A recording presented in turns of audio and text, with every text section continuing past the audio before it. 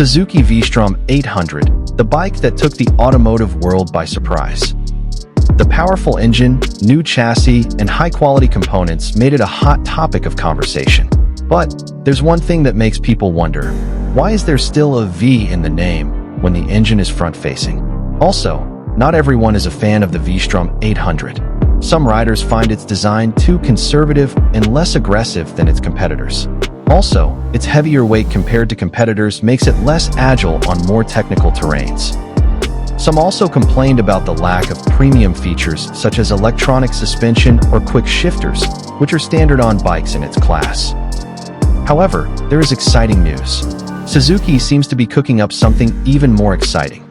Imagine a bike inspired by the legendary Suzuki DR 800S and on the same platform as the Suzuki V-Storm 800.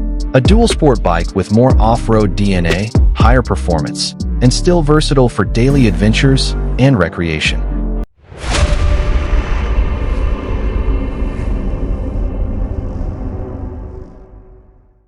And here it is, the Suzuki DR 800R. If Suzuki does launch the DR 800R on the same platform as the V-Storm 800, what can we expect?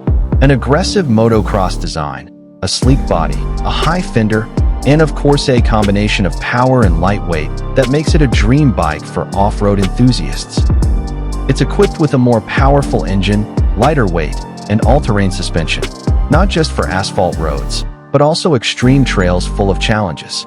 Suzuki could be creating something completely different, a bike that's not only a crossover, but also dirt trail ready.